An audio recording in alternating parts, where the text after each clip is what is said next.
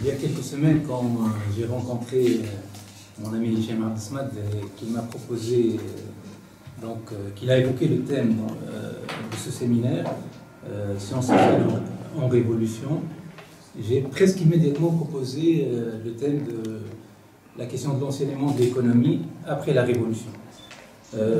Mais en fait, je vais vous parler plus exactement du monde académique des économistes face à une Tunisie en transition, ou face à la Révolution, ou face à des problématiques à forte dimension politique. Donc ce sera en fait un témoignage d'un membre de cette communauté sur sa propre communauté scientifique, que je terminerai par un petit plaidoyer concernant l'enseignement de l'économie aujourd'hui. Donc je commencerai, si vous voulez bien, par deux anecdotes. La première, je l'ai vécue en direct, donc c'était le fraîchement nommé ministre du Développement régional au mois de mars 2011, grand professeur d'économie, M. Abdelrazak Zoueli, qui, à l'arrivée, s'excusait presque, au nom de toute la communauté des économistes, d'avoir délaissé les problématiques des inégalités régionales, du développement, du chômage, etc. C'était clair, hein, à la télé. On s'est occupé d'autre chose, voilà, d'autres questions. Et là, on doit se mettre au boulot. La deuxième anecdote, c'est, bon, je ne l'ai pas vécue en direct, mais elle m'a été rapportée.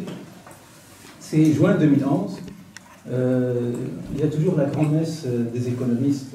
Il y a un gros colloque qui se passe souvent à Hammamet, sous l'égide de l'association des économistes tunisiens. Et l'un des participants m'a rapporté qu'il a senti un certain désarroi. Hein. Donc voilà, il travaillait pendant des années sur la libéralisation, le taux de change, la libéralisation financière et d'autres problématiques de ce type. Et là, comme a dit Vidal Dakhli tout à l'heure, il y a le surgissement de problématiques qu'il avait boudées ou oubliées. Bon, moi je dirais que c'est vrai, mais à de très rares exceptions.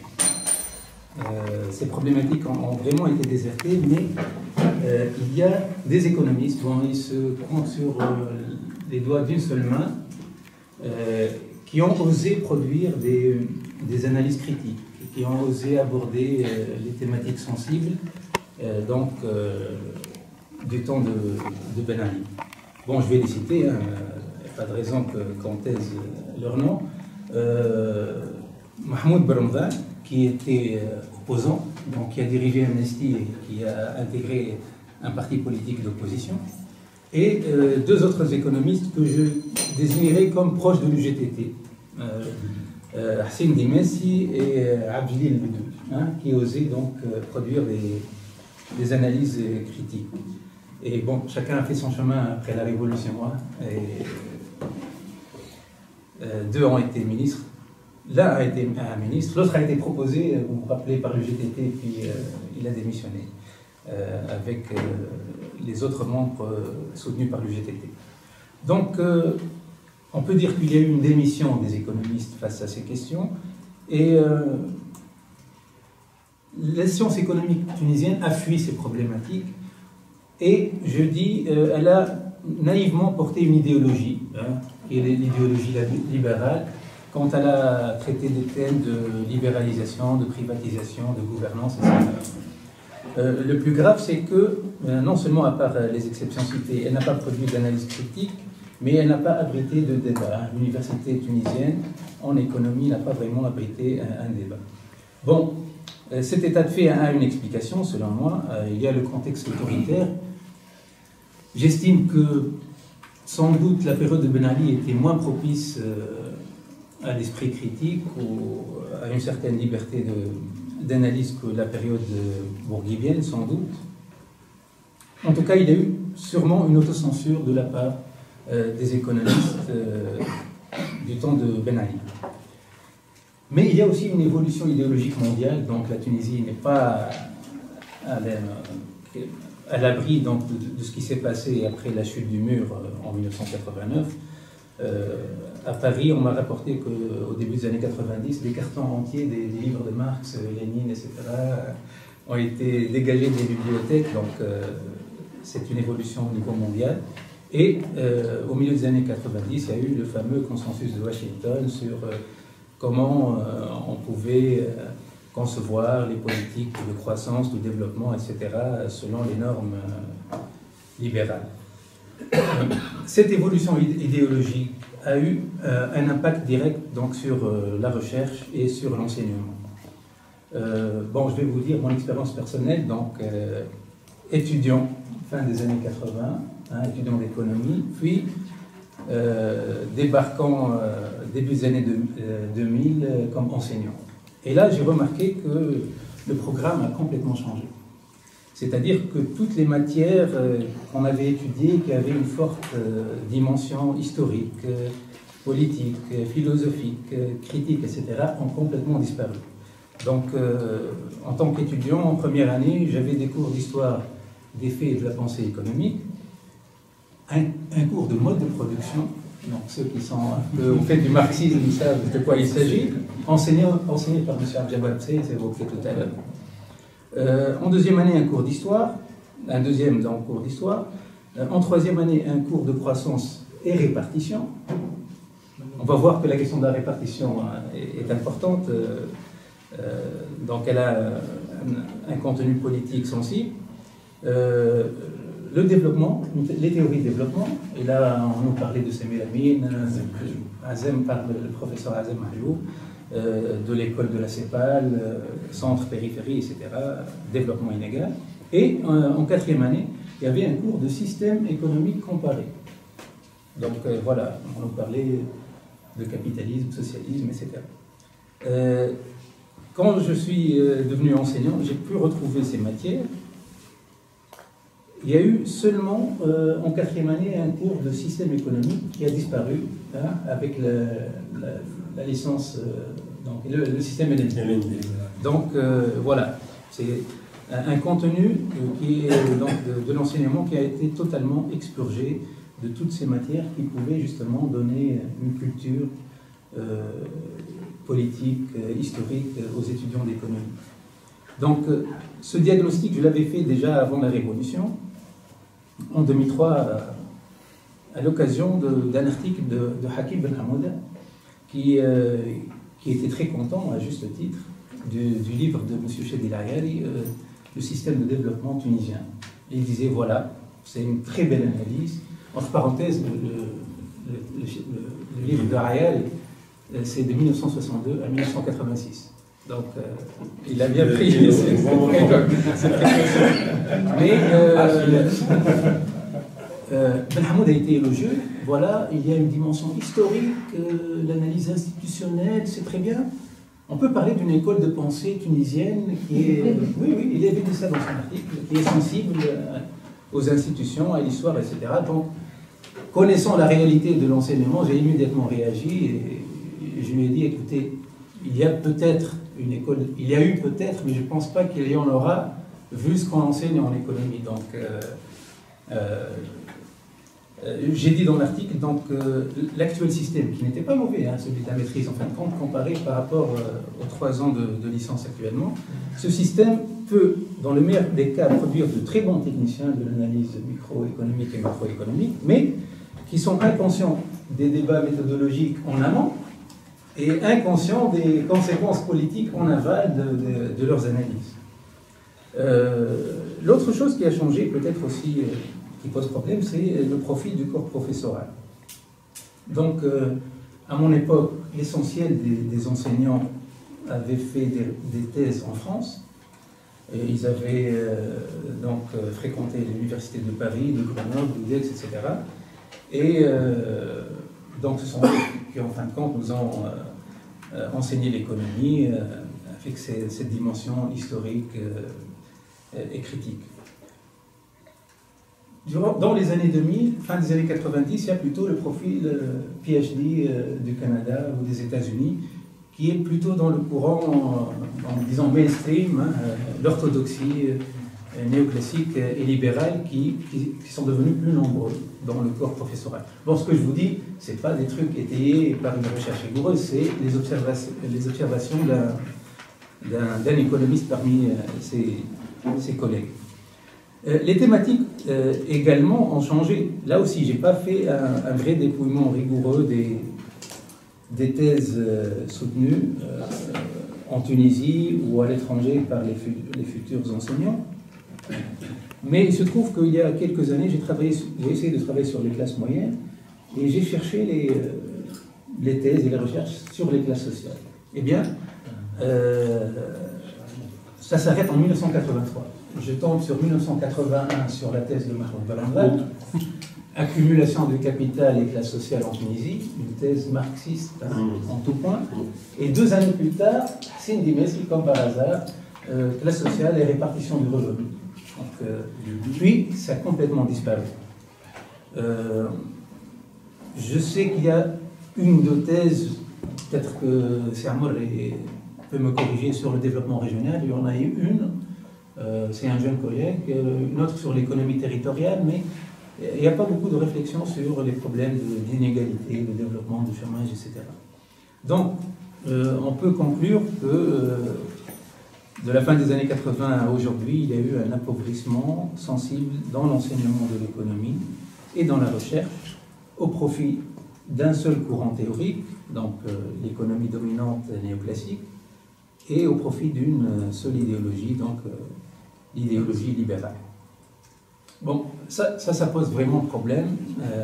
Je trouve que cette situation est vraiment dommageable et je dirais même inacceptable. Pourquoi ? À cause du statut épistémologique de notre discipline. Donc c'est une discipline particulière et je pense que le pluralisme est justifié dans l'enseignement et dans la recherche. Quand j'avais des cours d'introduction à l'économie, j'avais peur de heurter les étudiants en leur disant, voilà, votre discipline, elle est scientifique, mais bon, on n'est pas d'accord sur tout. Voilà. On n'est pas d'accord sur l'explication de certains phénomènes, on n'est pas d'accord sur la définition de l'économie même. Donc ça peut les dérouter, mais c'est comme ça qu'on m'a appris l'introduction à l'économie et j'ai fait la même chose.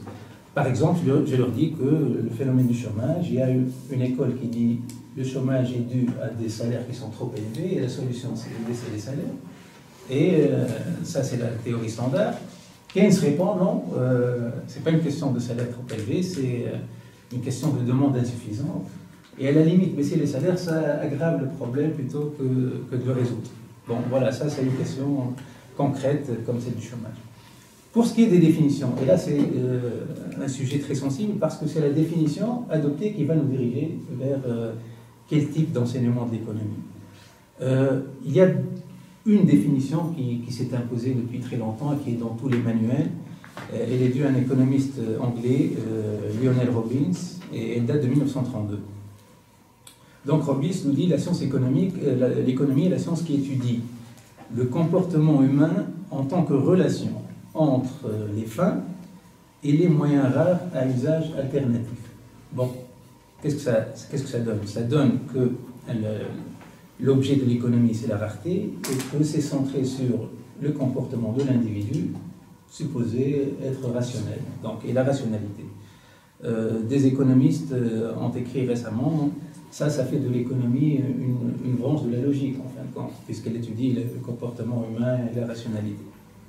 Donc il n'y a pas de société, il n'y a pas d'histoire. À cette définition donc, dominante, j'oppose une autre qui me plaît beaucoup, mais là on doit revenir dans le temps, à 1817, un autre économiste anglais, David Ricardo, qui, pour l'introduction de son livre, nous dit « L'économie est la science qui étudie la répartition du produit social entre les 3 classes qui ont participé à sa formation. » Voilà, donc on est d'emblée dans la répartition, dans les classes sociales, et lui, il ne s'en cache pas, il sait que cette question est conflictuelle, hein, qu'il y a un antagonisme dans la répartition, opposant notamment les capitalistes aux salariés. Donc, quand je leur parle de ces désaccords, mes étudiants me disent alors, c'est quoi cette science? C'est une science, elle n'est pas une science exacte. Donc, bon, puisque je n'aime pas la science exacte inexacte. Donc, science dure ou science molle, vous savez très bien que les économistes estiment qu'ils sont les plus scientifiques parmi les sciences sociales parce qu'ils maîtrisent la formalisation mathématique et l'économétrie. Donc, bon, moi je leur dis, ce n'est ni une science dure ni une science molle, c'est une science historique donc, qui apparaît avec le capitalisme pour l'étudier et inconsciemment pour le légitimer quelque part. Quand on lit Adam Smith et Ricardo, c'est le meilleur système. Bien sûr, eux, ils légitiment par rapport au féodalisme. Et j'ajoute, c'est également une science sociale, et là, je préfère un auteur que j'aime beaucoup, qui a écrit en 1949 un article fondamental, Science and Ideology, c'est Joseph Schumpeter, et Schumpeter nous dit la même chose que Marx en fin de compte. Hein. Il dit la place occupée par le scientifique fait en sorte qu'il voit certaines choses et pas d'autres, et les choses qu'il voit, il les voit d'une certaine manière. Donc, et il dit que c'est dans cette vision entre quelque chose qui s'appelle l'idéologie. On le veut ou non. On n'en est pas conscient, on en est conscient, mais c'est quelque chose qu'on ne peut pas maîtriser.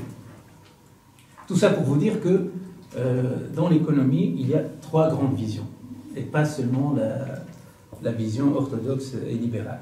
Donc la vision, la première, c'est celle d'Adam Smith, hein, l'économie, donc c'est sa vision de la main invisible, l'économie est un marché autorégulé, si on laisse les individus libres de poursuivre leurs intérêts privés, sans le savoir ni le vouloir, ils contribuent à la réalisation de l'intérêt général.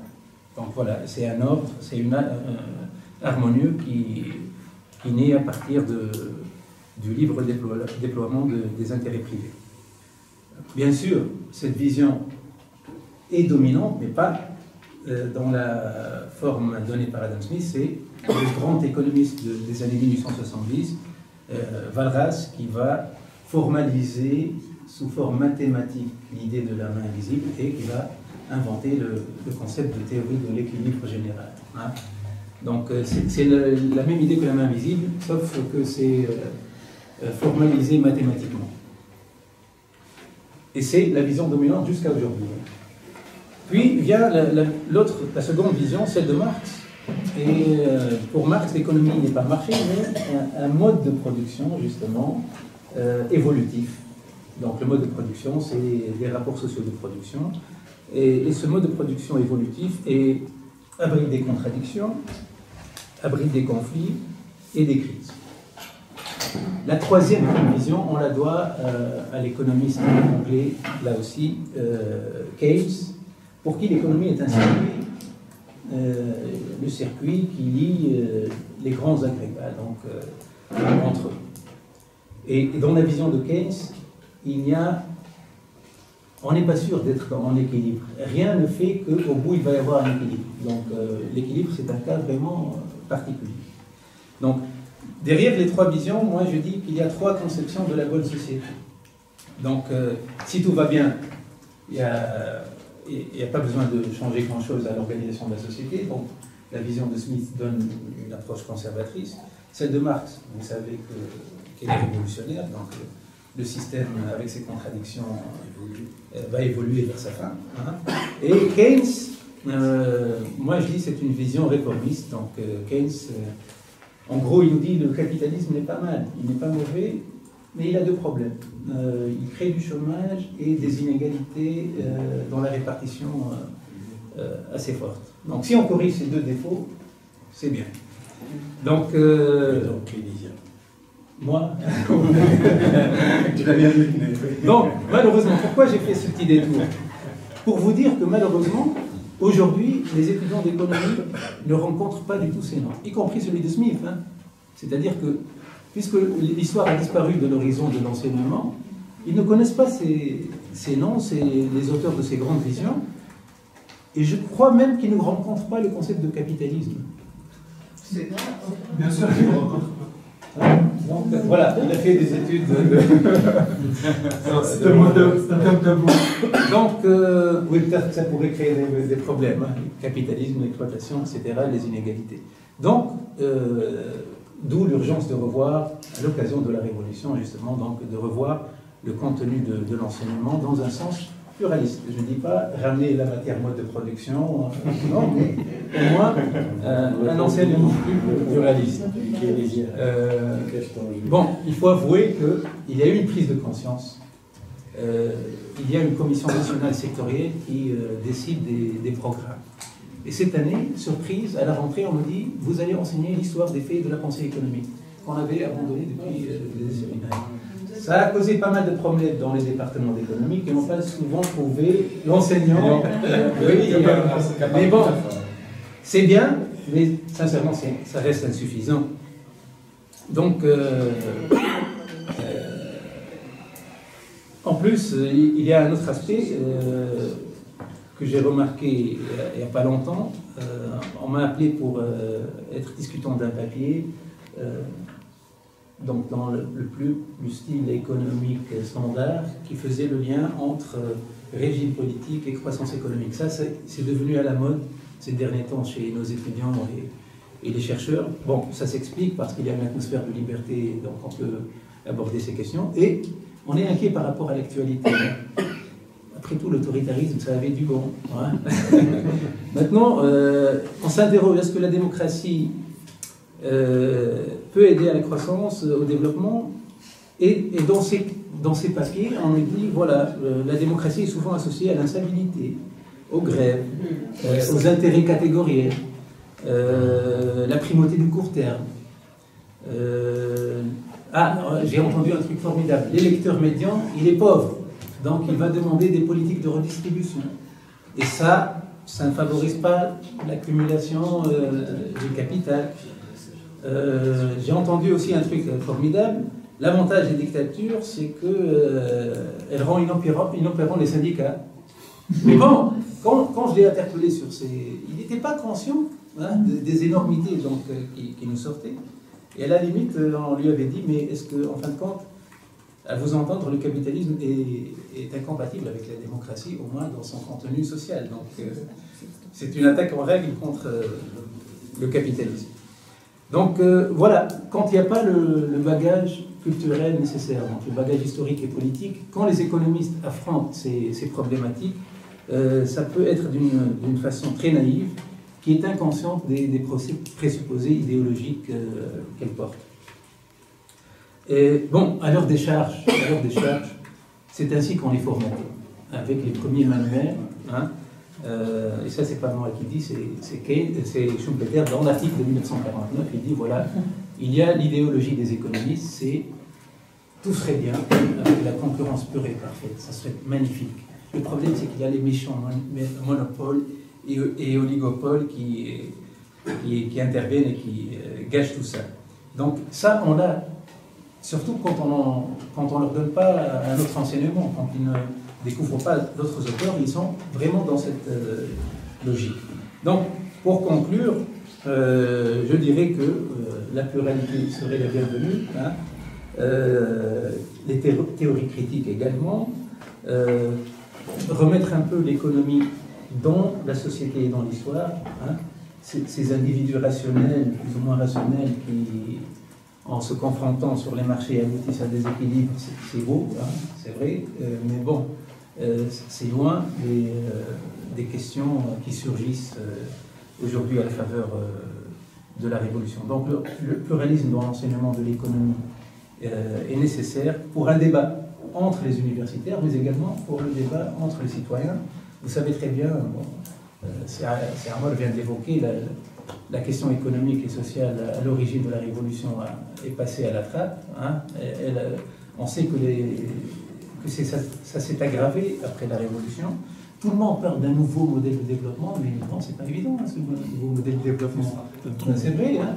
Donc, peut-être qu'il y a un grand débat à mener, et on profite pour revoir un peu le contenu de l'enseignement de l'économie. Voilà, je vous remercie pour votre attention.